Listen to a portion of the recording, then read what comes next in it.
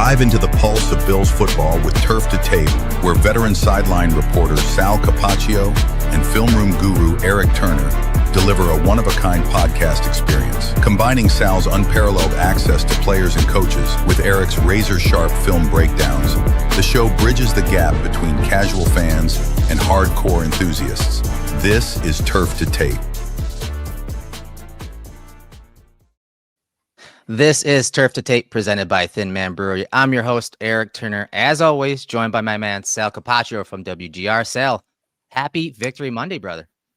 Yeah, I just got off my radio show, and Victory Monday is always great to hear from the fans and how they're feeling. And it was really nice to kind of open up that radio mic this morning, talk about a really well-earned victory by the Buffalo Bills, well-balanced victory, playing the way that Sean McDermott talks about wanting to play football and having a two-dimensional attack. Yes. That's on offense, of course, with running the football and throwing it. But then, of course, the defense doing a great job as well. This was a really, really solid victory for the Bills. Yeah, a different feeling from last week's victory over the Panthers, a 28-21 win over the Kansas City Chiefs at Highmark Stadium.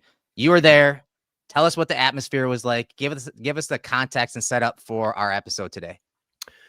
So the atmosphere was incredible. It's the Chiefs coming to town. We all know the Chiefs are, Halloween week. They're the boogeyman, right? They're the team lurking behind the door that's holding you back from everything you want, and you're so scared of them. And all week, all we heard about was how scary their offense was. And not that it isn't. It is, of course, right? And they're just going to be so athletic and so fast for the Bills, and there's no way the Bills can stop them. And it doesn't even matter if they win this game. The Bills do, because look what happens in the postseason. All that is hogwash. If it didn't matter to the Chiefs, they'd forfeit the game, right? It matters to both teams. It's a football game. They show up. And I just think that the Bills came in with a really good plan, and they knew that they could match up in certain ways against the Chiefs in this game that maybe they hadn't as well before. And it was it came to fruition. Josh Allen played like the league MVP. And on the defensive side, the tweaks the Bills have made that we'll get into over the last few weeks really mattered in this game. And of course, Michael Hoyt being out is something that's going to really, really hurt this team that we'll talk about. But the atmosphere was pretty incredible. And you come away going, okay, the Bills are right there. The Bills still have everything in front of them they want this year, which is the division and the 1 seed. I agree with you. They were prepared on both sides of the ball, schematically, execution-wise.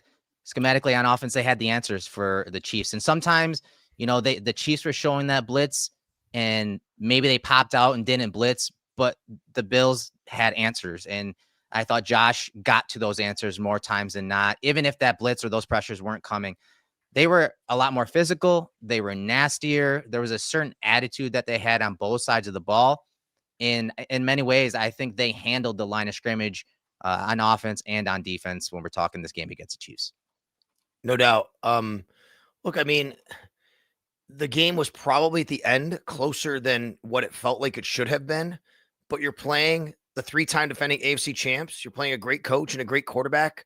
They made some plays. The Bills had a couple of times where they didn't make plays. They kept the game maybe a little bit closer, but that's the way sports go. And this is why you play the game at the end of the day. And now the big picture is the Bills go to Miami and have an awesome opportunity to get to 7-2 on the season and really keep pace with the New England Patriots, who have a tough game coming up against the Tampa Bay Buccaneers. So, hey, it's game back on, baby. The defense, let's start on that side of the ball, because we saw so many wrinkles in this game that really, I'd say both sides of the ball, offense and defense. There were some really nice wrinkles from both coordinators in this game. And on defense, their ability to pretty easily shut down the run and kind of box up the run game of the Chiefs, which is not really much of a threat, get ahead early so that they could play their game on defense and allow, as you posted earlier, some of the snap counts of the Bills being in nickel and dime for a majority of the game. I want you to talk about that, but I thought they did a great job of getting the game script in their favor so that their defense could be successful when we're talking defending Patrick Mahomes in that passing game. When Shaq Thompson had his injury this week, obviously it's a big deal, right? You didn't want to be without him. But I kept thinking all week, I don't really know how much they're going to play base anyway. And if Terrell Bernard is going to be the middle linebacker, I don't know if it should really impact him in this game as much as it would in other games. The Bills in this game matched up the way I said earlier, better against the Kansas City Chiefs than they do against a lot of teams, because the Chiefs aren't a heavy personnel team this year that much. They're not a team that's going to really try to pound the ball at you. So the Bills, even though Taron Johnson was out, and you don't want to ever lose Taron Johnson, they had a very capable nickel backup in Cam Lewis, and he's been doing this played for 8 years now in this very system, good, right? Sal. He played very good in this I game. mean, he is, and Eric, he's so small, right? But he Yeah. plays so big for his size, and he's just so smart. Cam Lewis is the perfect example of a guy who knows this system like the back of his hand because he's been in it for so long, and what he can do in this system when he gets inserted. You're not missing a lot, really, when Taron Johnson's out and you put Cam Lewis in, and that's no disrespect. And he has an ability to do something Taron Johnson doesn't. He can play safety, and they can play the game and they with moved him. and they moved him around, right? So the Bills had that. And then they also had Michael Hoyt. Now, granted, he got hurt a little bit later, but to be able to move him around and what they were doing with him, someone's going to have to fill that void. But they were able to get after Patrick Mahomes better than they have in any other game that they played against him. And I think the Bills are kind of built for this, to beat the Chiefs. Yeah. It hasn't worked out in the playoffs. I get it. Like, all that is true. They've been very close games. When you sign free agents, you're drafting and signing players start out to win your division, to match up against the quarterbacks in your division, the defenses in your division. But there's a bigger picture here because the Bills have been winning divisions and they haven't gotten over the Chiefs. The Bills have kind of built their team to beat the Chiefs in a lot of ways. And that's why they're not as effective against a team like the Ravens, because the Ravens are a totally different team and the Bills don't match up that against them. Cam Lewis, I thought he had a great game. And last year, I was very critical of him because he was targeted a lot and he was giving up some big plays. But this game, he almost matched up perfectly when you're talking being lined up across from Rashee Rice, because he's quick. All right. So Cam Lewis is quick, but he's also scrappy and kind of handsy and physical. Yeah. And he was getting his hands on Rice in this game a bunch. You talked about the versatility. They put him as a deep half safety a couple times, allowed Bishop to come down and play near the box in man coverage situations. I thought he played great. But I want to talk about this pass rush because for a majority of the year, the pass rush has been there. And now when Hoyt came back last week, we saw some of those cool wrinkles that we expected all offseason. And it really jump-started their pass rush game even more. It took it to another level, but not just from a pass rush sense. I thought what Hoyt brought, aside from just the football IQ and versatility, was a mentality, was a hustle, some tenacity, and a physical brand of football that I know Sean McDermott values. And I think, and I hope that even though Hoyt is out, that this defense and the staff saw the recipe, the type of things that they can do by operating that role. Maybe not with Hoyt, but maybe with Javon Solomon. Maybe we saw Dorian Williams do some things as a rusher in that package. And so maybe they saw the role and how they can still use it in certain situations to their advantage, even though Michael Hoyt is not there. Javon Solomon is not Michael Hoyt. There's no doubt about that. But I agree, he's got the same sort of ability to be able to kick inside. We saw that before Hoyt came back. He's not going to give you the same level of play necessarily, but at least you can simulate a lot of the things you're still trying to do from the interior. What really hurts about the Hoyt injury is you're also doubling down on the Ed Oliver injury. When Ed Oliver got hurt, what did we both say? Hey, you still got a guy who can go interior as a pass rusher here, and that's Michael Hoyt. Now you've lost that for sure. But I do think overall scheme, the Bills now are finding their way to saying, we can affect the quarterback in multiple ways, not just from the edge with Joey Bosa and Greg Rousseau. And they did. Joey Bosa had 5 quarterback hurries in this game. Greg Rousseau had 4 quarterback hurries in this game, right? So they're doing things on defense to, we always talk about eye candy on offense. They're doing a lot. They're giving a lot of eye candy on defense. They're making teams say, where's this guy coming from? I don't know if he's going to rush. I don't know if he's going to be down there for the run. They have a lot of versatility. It's almost in a lot of ways like positionless players we've talked about a lot of times in the back end and the secondary. So I'm almost becoming positionless on the front end for the Buffalo Bills in a lot of ways here. But Javon Solomon is going to have to step up and play a role. And I don't know if the Bills, we have a question here from Nate who says, do I think they'll be trading for players or sign street free agents? I don't know if the Bills will try to trade for a defensive lineman because of this injury. What I do know, though, they need someone to help out in the interior on passing downs. Like, that's something they're going to be missing now going forward. Right. And in this game, the way they overcame Hoyt being, once he got injured, was they used Solomon, they used Williams. And if you're thinking about a 5-man pass protection, a lot of times you're going to have a 3-man slide going to one way, and then you have a man-sided protection, the sided protection that has one-on-ones for both pass rushers and offensive linemen. And what the Bills did is they used Solomon and Rousseau, or Solomon and Bosa on that side, and it was just getting those guys on the edge to the one-on-ones needed. Maybe Solomon wasn't super effective as a pass rusher, but he occupied that guard so that the edge player could get one-on-ones, and you saw that bunch in this game. You talked about Bosa, Rousseau. Let's after the game, you were in the locker room. You interviewed Bosa after the game. I want to get your thoughts on what you asked and what he told you and just his overall impression of this game against the Chiefs. Joey Bosa is so happy to be in Buffalo. You know how I know that? He said the word happy like 20 times when we were interviewing after the game. I want to give you separate quotes. These are all separate lines and separate quotes in a 2-minute span. Okay. Joey Bosa said the following things: just couldn't be happier right now. Yeah, just happy. Feel invigorated here. Feel reinvigorated here. So happy to be here. I'm just super happy. And just super happy. I mean, every time. And then listen, and he was like, I got to get in the cold tub. Like, I'm hurting, right? But yeah, goes, I'm also feeling old. I'm an old man. He goes, I'm feeling old because I am an old man. And he just kept talking about how happy he is to be in Buffalo. Now, look, one thing is, Erik, we've talked a lot about injuries on the Bills, people questioning strength and conditioning and all these different things that happen. One area where the Bills have been very good is keeping Joey Bosa healthy. Knock on wood. That continues. That's training staff. That's Joey Bosa doing the right thing. So hopefully it continues. He stays healthy. 74%, I think, of snaps, though. That's still a lot for him. I don't think you want him up there that high. But in a game like this, you need all hands on deck, and that means Joey Bosa has to play a big role, and he did in this game. And they were impacting and affecting Patrick Mahomes all night long. Colin Ritchie, our producer, pulled a stat. Bosa was 2-7 in his career against Mahomes entering Sunday. He had a great game, and I thought, again, his style kind of matches up with how this staff, they like to kind of game plan their pass rush plans.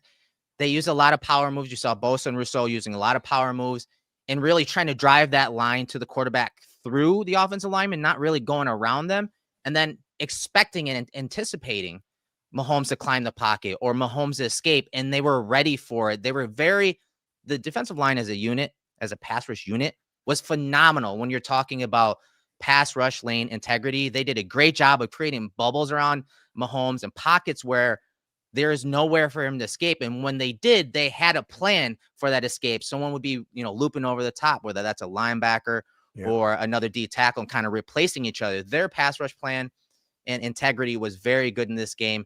And there, again, that brand of football, that tenacious defense was there. Rousseau, 6 tackles, 8 pressures. He did a great job as well. The same thing, those power moves and understanding where Mahomes is setting up in the pocket, but also where he's going to get on this horse to go chase him down. One of the big keys of this game that the Bills did a really good job in was limiting Mahomes running. Patrick Mahomes came into this game of the active Chiefs players, because Pacheco wasn't out there, as the leading rusher on the Chiefs. He had 240 yards, I believe. Came out of the game with 245. He had 1 carry for 5 yards. I talked with Epinesa and Bosa and other guys in the locker room after the game, and they said absolutely. Like, when you know that he's the kind of guy that can scramble around, you have to be disciplined in your pass rush. Now, it almost hurt the Bills on the one play where Bosa stopped because he thought it was a screen, right? Yeah. Like, you can't, because of Mahomes and things he can do, you're going, you got to think about it for a second. And that almost hurt the Bills because that's just the dynamic that Patrick Mahomes brings to the table. But Erik, I don't think it can be understated how much keeping Mahomes in the pocket and impacting him was so effective in this game. And when he scrambled out of the pocket, oftentimes the coverage was there. You say it, marry the pass rush with the coverage, right? And that's what the Bills were able to do once he got out of the pocket. Now, he did make a few plays. We know that 4th and 17. There was a big 3rd down that they converted, and those things happen, and you want to clean those things up. But by and large, for the most part, I thought the Bills did a really good job marrying the pass rush to the coverage. And I don't think it's a coincidence that Sean McDermott's having more of a hand in calling the defense. Yeah. And that's what you're seeing now. Yeah. I mean, the Chiefs were 3 for 13 on 3rd downs, 23.1% conversion rate there. 2 for 3 on 4th downs. Obviously, that big one at the end was rough to watch. But overall, that connectivity between the rush and the coverage was there. And their ability to kind of cover down in those scramble situations by Mahomes, that was great. And not only is, plaster down and cover the nearest threat, but make plays on the ball. That's something the Bills hadn't done all year. But when you have several guys, especially young guys, making plays on the ball like we've been asking for all year, it was good to see. I was very impressed with a lot of these guys in the secondary and just changing that picture from pre to post snap for Mahomes. They did some really cool rotations in this game, coverage wise, that got Mahomes to hold on to the football and allowed the rush to get home, and then vice versa. Sometimes the rush was just on him so quickly, it helped the coverage on the back end. Yeah, no doubt about it. And I think that obviously Max Harrison has just changed this defense in a lot of ways.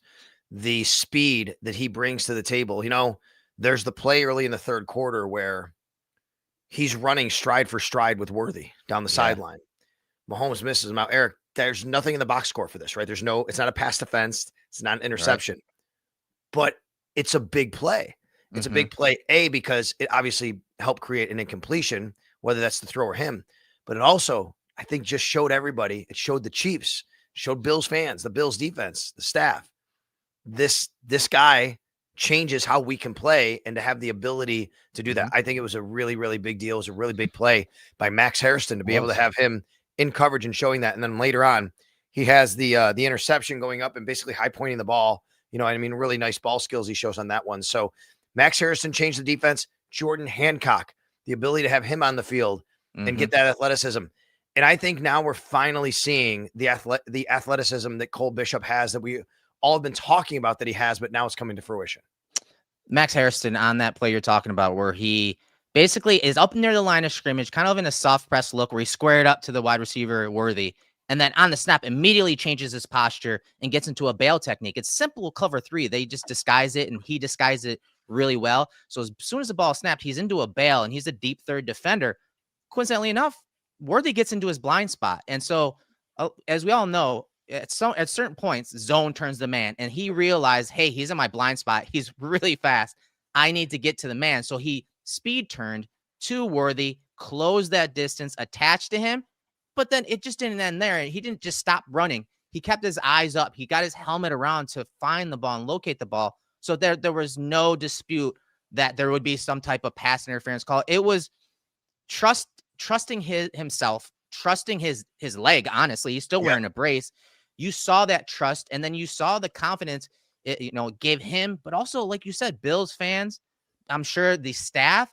It was one of those moments, especially that was capped off by the interception, again, end zone coverage. But it was one of those moments that it was nice to see, because like you said, he adds a different skill set and athleticism to the secondary. And I think that the Bills can now, expand upon what they can do schematically when they're talking coverages. Yeah, no doubt. And it just gives more options, right? Sean McDermott, I think, really is very, very good as a defensive coordinator when he has options. We've seen this. You go back to his days in Carolina playing big nickel and matching up. And they are able to do that at linebacker now with Jack Thompson, especially when he's healthy, and they can match up. The Bills didn't have to do that in this game necessarily. Like I said, they played mostly nickel and dime, but they can match up now with any team in any situation that presents itself. But that now includes in the secondary as well. And like we said, having a guy like Bishop and his athleticism, moving him down in the box, keeping him at high, having a guy like Max Harrison, if you need him to cover somebody around the field. So I just think giving more options to the defense and Sean McDermott is going to be a big benefit for this team going forward. Cole Bishop, tapped in player of the game for us, presented by Thin Man Brewery. He was phenomenal. The arrival of Cole Bishop, it just all clicked for him in this game. And after the game, he's talking about what he saw on film: 7 tackles, 4 pass breakups, a tackle for loss. Talk about development for young players, but talk about his specific development and how some of that patience and even some of the reps have paid off. And we saw it against the Chiefs in this game. Erik, I really believe that Cole is a great example and reminder for so many people out there. I get it that we live just in a society like, instant reaction. That's what we do. We do it here, right? It's fine. Yeah. But man, you gotta understand that these guys take a little time sometimes and can't expect these immediate results and payoffs immediately when they step on a football field, drafted and coming in, and they miss some time, or he missed some time last year. And it sucked. He missed time last year with the injuries, and that slowed his development. He missed time this year. It slowed his development. But how many Bills fans wanted this guy booted off the team? Just get off the field. They didn't want him around, and he's a bust of a draft pick. That is not the case. Cole Bishop is a great reminder that development is not linear. Not every single person has the same development path, depending on where you are. Heck, look what's going on with these quarterbacks who leave the Jets, like Sam Darnold, right? I mean, look, the development can happen. And I say Geno Smith too, when I say that, but situation matters. The team, the circumstance, the defense you're learning, the offense you're learning, how the training staff treats you coming back from injury. All that stuff matters. We are seeing now the real ascension that we have been waiting to see from Cole Bishop. Folks, he has started 12 games in his NFL career. He has started less than a full season. Give the kid a little bit of time. He's still going to make mistakes. He's not perfect. And Totally. he has still a ways to go. But every single game you see, he's getting more and more comfortable. We have to keep reminding ourselves of these things before we make these sweeping judgments about guys after 1 year, sweeping career judgments about them. After the game, he talked about some of the pass breakups, in this game. Again, 4 overall. And he referenced seeing some of them on film.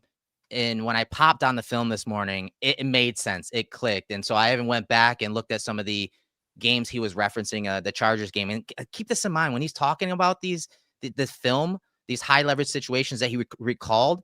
This was from week 1 of Chargers and Chiefs. And so keep that in mind when we're listening to this and watching some of the film. I put it together here. Take a look. The one-on-one motions on the third down, just kind of film study, saw play versus Chargers where he spit it out there pretty quick. So being able to know that he's potentially going to throw that ball, and then just chasing the motion, being able to anticipate that the ball might go there, and just get downhill on it. Guys were saying that maybe if I got my head back, that's an interception opportunity, but just running after the man and hopefully maybe get your head back next time. And Sal, and here's another play that it had to come on film. A 4x1 look to the bottom of the screen, week 1, right? And you see them just go ahead and on a hot throw it right to Brown on just a little curl route over the middle. Same thing yesterday on that 4th down play where here comes the 4x1. You'll see the running back come to the bottom of the screen, and Cole is immediately calling this out. And he's calling it out because Rashee Rice is there in the slot. And watch what he does on this play, where really he should be bumping out here because of this push right here. He should be bumping out to Kelsey. He trusts his eyes. He trusts his instincts. He trusts his film study, and he breaks on the ball to create that pass breakup. I can't stop but think that it's great stuff. Having guys like Jordan Poyer in the room, having those veterans that, last year, Micah Hyde, how important it is to study film, but how important to take it from the meeting and classrooms to the field. And I felt like this was one of those games where the light just came on, where he was able to do that routinely. Couple things. Number one, that play you showed, that's an example. So Cole comes down and Cam Lewis goes back and plays safety on that play. Yeah. They actually switched spots. And I'll give a shout out to my colleague, Sneaky Joe DiBiase on WGR, who noticed that. And I didn't realize that in real time, that they actually flipped spots on that play. Cam Lewis goes back and plays safety. Cole Bishop comes down into the box. He plays the nickel essentially, right? So, this is the versatility and the flexibility that we're talking about right here. And then the other point you're making, Cole Bishop's a different player since Jordan Poyer has been next to him. And that could be a Taylor Rapp point, no doubt about it. Taylor Rapp was hurting this team being on the field because he was obviously playing injured, and there were times where he wasn't making plays where he thought he should.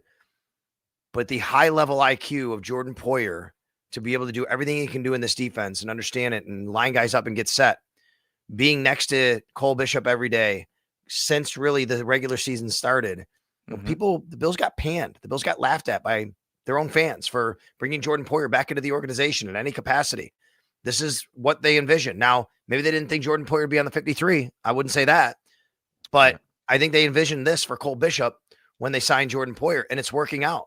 And it's pretty special to see. And what I'm most impressed about, and this is the cool stuff that I like to see and bring to the table here, which is what you didn't see was after the game, I was standing right by the goal line on the final play when they knocked down the Hail Mary. Yeah. And my post-game interview, I was all set. I'm like, I'm going to go and get Cole Bishop after he had a great game. I want to get him on the post-game interview. So it goes down. I'm looking right at Cole, and I'm like, I'm going to run out there and go get him. As I get out there, I see Jordan Poyer go right over to Cole Bishop. I had to wait to tell our producer that I had Cole Bishop. And the reason was he was in a big embrace with Jordan Poyer. Jordan Poyer went over to make sure he gave him a hug, and they shared a moment together after that play. Erik, I can't tell you how important it is, and you know this, to have a guy like Jordan Poyer embrace that role, that role as the mentor and basically passing the torch. Jordan Poyer's not out here for the limelight. He's out here to help the team win. And for him and Cole to have that relationship, that was just super cool in that moment for me to see and say, like, yeah, these guys get it together right now. Yeah, Poyer, he's the type of guy that's in Bill's DNA, obviously. He lacks an ego. He's selfless. He's willing to put aside his ego to help others. And it showed up for Cole Bishop, that experience of working with and under Poyer and Hyde really showed up. Like, no exaggeration. Bishop led the secondary in so many ways. If you watch the film back prior to the snap, Bishop's the one pointing out the coverages. If there's motion or shifts, he's calling the checks. You see him do it. And there were times where even he was getting to the check call quicker than Terrell Bernard, who's usually the one that kind of leads that from the front. And so you saw the athleticism, the versatility, the plays on the ball in big moments. It was just awesome to see, once again, see him take it from, the practice rooms to the field and really let us know about that so that we can highlight it like we just did in that segment. That's why Cole Bishop is our Captain Player of the Game, presented by Thin Man Brewery. And if you guys haven't heard, Mafia Light from Thin Man Brewery hits different with just 3.5% ABV and only 80 calories per 12-ounce can. Drinks like water with notes of beer. It's the first craft Pilsner of its kind, brewed and packaged right in Western New York. A true game changer for local beer lovers. Again, Cole Bishop, our player of the game, tapped in segment. I hope that this is, one of many, honestly, when it comes to his play, because they need him to step up in these big moments, in these big games like we saw against the Chiefs going forward. So, Sal, with that said, anyone else that you want to give an arrow up or arrow down on the defensive side of the ball? I just think that the defensive ends overall, I think AJ Epinesa, Greg Rousseau, the job they did to impact this game, the hit that Epinesa had against Patrick Mahomes on the sidelines. I mean, listen, we all know Patrick Mahomes has been doing that whole thing on the sidelines where, excuse me, Eric, where he basically gets over there and he's kind of looking for someone to hit him so he can get a call, right? And you know what happened in this moment? AJ Epinesa like, I don't care, I'm hitting him. Like, he's on the sidelines and he's in play and I'm hitting him. And it was a legal hit. It was a great hit. And I watched Mahomes. He was right next to me. I watched Mahomes after that, and he was hurting. He was hurting. And, he was getting up. I give the guy a lot of credit being tough. He got hit a lot, but I mean, he was hurting. I just think that the way that those guys played on the defensive end really mattered. And listen, I think everybody deserves it. Fedarian Mathis, guy got called up, he's playing snaps. The Bills, the Chiefs didn't really have to run the ball very much. They didn't try to run the ball very much. They didn't have much of a run game. They had a couple nice, decent runs, but that was about it. So, really nice job overall by that group. Yeah, you mentioned that hit by Epinesa on Mahomes. Mahomes felt it. The hit by Cole Bishop on Travis Kelce in the red zone. Kelce felt that. He was slow to get up after that play in incompletion. And I know McDermott and Babbage are probably just loving that type of physicality and brand of football because they're doing it the right way. But they're also making, when, plays, whether they work or not, they're making their presence felt. And I think, that's something that can go a long way for this defense when we're talking rushing the quarterback, but also in coverage. So with that said, let's flip the script. Let's go to the offensive side of the ball. Let me hear your top-down thoughts about Joe Brady, his game plan against the Chiefs defense. Obviously, a very well-coordinated defense by Steve Spagnuolo. What were your thoughts on the game from top down? Well, the Bills did what they have to do, which is get the lead, I think, which allows them to play differently as the game goes on. It's important to get the lead. And on the first drive, they got aggressive at the end. They threw the touchdown pass to Dalton Kincaid. Great route. That's a mismatch the Bills will take every time. Dalton Kincaid against a linebacker, and he falls down on the route. The linebacker does. Dalton makes a great route. The Bills get up early, and it kind of really spearheads them the rest of the way. But this was the classic two-dimensional offense the Bills talk about all the time. They lean on a really good run game, the best run game in the league. They run for 140 yards. And then, of course, Josh Allen throwing for 260. I will say this, Eric. I think Josh Allen, to me, he looked more comfortable in this game than I've seen him look all year from start to finish. He was sensational. He looked like the league MVP. He was in control in everything that he did, in every aspect in this game. There's no doubt about it. I thought the plan from Joe Brady was a very good one, to control the clock, to use the run game, and to use Josh Allen not only at all levels of the field and take those shots when they presented themselves. The other thing I liked about it, the use of the tight ends. They got involved heavily. Dalton Kincaid, 6 catches on 6 targets. That's a big deal, by the way. And if overall, you include Dawson Knox and Jackson Hawes, 8 catches for 148 yards, I think it was, from the tight end group as a whole. So, you can always nitpick plays here and play there. I mean, there was a 3rd and 10. I didn't like a tunnel screen on a 3rd and 10. They ran to Shakir. I know that play works for them a lot, but I would have liked to have seen something else. The tush push wasn't super effective. They did score on a couple there. And we can go back to what happened in the championship game, but those are things that pop up in a game. I thought from start to finish, really nice job by the Bills offense. Nice job by the game plan of the Bills offense. And of course, Josh Allen running it all. Right. I think from the get-go, they controlled the pace, they controlled the game script, and more importantly, they leaned on their playmakers, James Cook, Kincaid, Shakir. I mean, Kincaid and Shakir together received 53.8% of the targets on offense.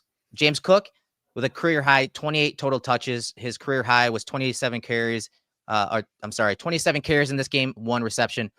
They did a great job of just riding that identity, getting it to the playmakers they should be, guys like Kincaid, Shakir, and Cook, and not as much forcing it to, guys like Keon Coleman and others. But I thought the play sequencing was just phenomenal by Brady. Some of the different looks when they were, in heavy personnel groupings and under center, they were also running it from shotgun. And so we saw that. And I think it did help Josh in many ways become comfortable in this game. He saw some really good clean pockets thanks to some of the motions and shifts. And that helps the offensive line block up some things. But overall, he did a great job of just making smart decisions. You saw him take some easy stuff underneath, those easy passes that, hey, they're 3 or 4 yard passes, but they can turn into 7, 8 yards and maybe first downs. But more importantly, Connor McGovern last week said when it comes to the Chiefs and playing against Spags, he said you got to stay ahead of the chains. And I thought the Bills and Brady did a great job of doing that in this game. Sometimes just from the play call from Brady, but sometimes giving Josh multiple plays to set up those manageable 3rd and shorts. Yeah, and listen, 3rd down was a big deal in this game, Eric. I mean, the Bills, for their end, let me get back to the game book here just to give you the full effect on this. So 3rd down offense for the Bills, they converted, I have it right here, 7 of 12, 58.3%, which is a really nice number. The Chiefs were 3 of 13, 23%, a down that has hurt the Bills on defense. They were excellent on 3rd down in this game. They gave up a long 3rd down the sidelines. Patrick Mahomes, yep, that happened, and you don't want that to happen. But the Bills were excellent on 3rd down. But part of the reason they were good on 3rd down on offense was exactly what you said. They had 3rd and shorts. They also forced some 3rd and longs for the Chiefs, which allowed them to be better on 3rd down. And Shakir really is the cornerstone of keeping the offense on track, especially with the passing game. You saw several of those screens. I know people are sick of them spamming that play, but it's really an extension of the run game. But more importantly, that play for them, it really just helps Josh minimize some of the negative plays. There are times where he gets up to the line of scrimmages, especially against the Chiefs, and they were showing exotic looks, having guys all up near the line of scrimmage. And he's like, okay, I don't like the look of this. I'm going to get to my second play. I'm going to get to my outlet play. And it's maybe a quick pass, or screen to Shakir, but it set up some really manageable 3rd downs. There were a few plays. If you listen to this, 2nd and 6, they were facing. Allen checked it down to Shakir, and he was able to get the 1st down. 2nd and 7, a screen call to Shakir, 5 yards, set up 3rd and 2. On 3rd and 2, they ran another screen to Shakir, and he put his head down, his pads, got behind him, and ran over Bolton for the 1st down. And then late in the game, 2nd and 7, again, 2nd and long to skip 3rd down. They hit Shakir on a crosser who gets matched up versus Drew Tranquil. 20 yards off to the races, 1st down. The Chiefs knew these plays were coming, but you have to, it's pick your poison, because when you have guys like Shakir, but you also have guys like Cook in the backfield and Allen touching the ball every play, you got to pick your poison. And they said, you know what? We're going to give him a little leverage outside. And Josh Allen took it in this game, and it was good to see, especially after the last month or so of games with Josh Allen bypassing some of those easy plays underneath. Give the Chiefs credit. They're a very good tackling team. They're very, very strong tackling. And when you throw those tunnel screens, you're relying on maybe one guy missing, a couple good blocks. And the Chiefs did a nice job sometimes to bottle it up. But they were still effective in their own right by doing them. And part of the reason they're effective when you run those screens is if you're out wide, you have to be cognizant of that or a run. And if you overplay the screen, maybe the run comes at you. If you're overplaying the run, maybe the screen comes at you, right? So you do put defenders in a bind a little bit on how they want to play that. So I thought the Bills did a really good job on the offensive side of keeping the Chiefs a little bit off balance. But under the radar guy who's not going to be on the stat sheet was terrific in this game, Reggie freaking Gilliam. Once again, you go back to the game against Carolina and what he did. Reggie Gilliam was just pounding people in the hole ahead of James Cook. So back in the day, you'd call it ISO. They still call it that, but it was really I formation. ISO is you isolate the linebacker, the fullback just drills them, and the running back goes off his block. These are really ISO plays is what they are with Reggie Gilliam, just coming from a different way. Sometimes he's pulling around, he's coming from an offset eye, but these are ISO plays. You're basically saying, Reggie, go block that guy, and then James Cook is going to use his vision to go somewhere. And then you can also pull some guys around and things like that. But Reggie Gilliam, to me, I gave him an arrow up as a fullback because I thought he was terrific in the run game. Yep. I don't know if Erik can hear me here. I think you might have lost me here. So Reggie Gilliam gets an arrow up. By the way, you can go to arrow up, arrow down, and check out all the guys and things that I gave arrows up and arrow down at WGR550.com. So a lot going on in this game for the Bills to kind of be proud of. And let me see what Erik had planned here, and I'll go to the next on our screen here. Josh Allen, look comfortable. We talked about that. Shakir, tight end. So what's so unique about the tight end room? Look, I mean, I know a lot of you are probably wondering, why did the Buffalo Bills only play Dalton Kincaid on 20-something snaps, right? I mean, he had 23 snaps total. Dalton was the least played tight end in this game. Actually, if you go back to the tight end snap counts, it was Dawson Knox, Jackson Hawes, Dalton Kincaid. And I know we've had a lot of people asking in the chat, why would you only play Dalton Kincaid that much? Well, a couple of reasons. Number one, he's probably still dealing with a little bit of an injury that they're recovering from. I think Josh even alluded to that. He's, going through, he had the oblique injury. You want him to stay healthy. You're playing the long game here. And then the other part of it is, folks, I mean, the Bills are just really good at running, blocking tight ends out there. Jackson Hawes is a blocking tight end who can catch when thrown to him, and he did in this game. And then obviously you have Dawson Knox, who when he's on the field, you can throw it down the field like they did on a play, but he's also a very good blocking tight end. So the Bills really, they leaned into in this game what their strengths are. You should always lean into what your strengths are. Do what you do best. Do what you do most effective. Like last week when they went to the toss sweep so much, that was a big deal for them. But Kincaid knows zone defense. He knows how to sit down in zone. And he's a matchup problem for linebackers. He's a matchup problem sometimes for secondary corner players because of his size, and then linebackers because of his speed. He runs the play that scores the touchdown on. The linebacker falls down on the play, actually, in this particular play. So that's a big reason why they did that. Tight ends combined in this game, 9 targets, 8 catches, 149 yards, and a TD. And it wasn't just the running backs in this game, or tight ends. It was the running backs, too. The running backs in this game helped out in the pass game as well.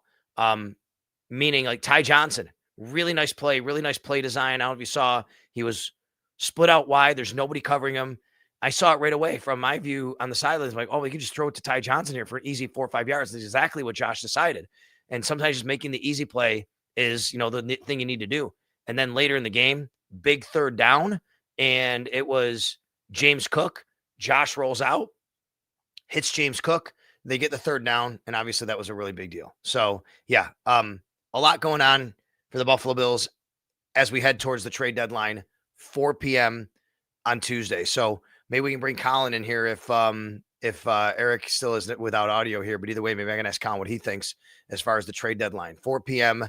on Tuesday. That's tomorrow. So first of all, tomorrow's voting day. Exercise your right. Tomorrow's also trade deadline day. So let's see if the Bills make any moves. A lot of you want to know if they're going to get a receiver.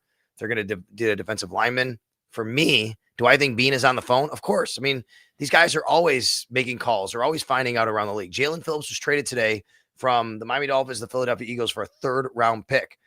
Apparently, Minka Fitzpatrick is available as well. Honestly, Colin, by the time the Bills play the Dolphins on Sunday, you may be getting a call to play for the Miami Dolphins. I do not know who's going to be available on their roster. Yeah, I'll have to book a plane ticket now to get down there to Hard Rock Stadium in time. It'll be a little friendly fire because obviously I don't want to play against the Bills, but I'll take some NFL action.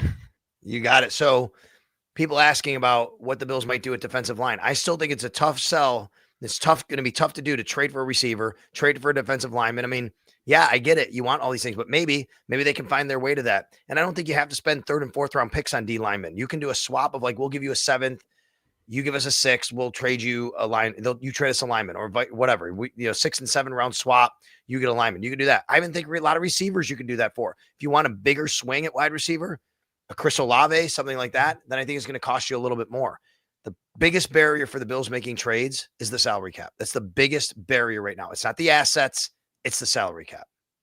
Yeah, we saw it. I think it was Spot Track that had like the 10 teams with the lowest amount of cap space that they posted the other day. And the Bills had the lowest amount in the league. They were 32nd in the NFL in cap space. So Brandon Beane's going to have to do some salary cap maneuvering to make that happen. I know as Greg Tomset for Cover One says, there's always money in the banana stand, but even he admitted that there's not as much to move around as in years past.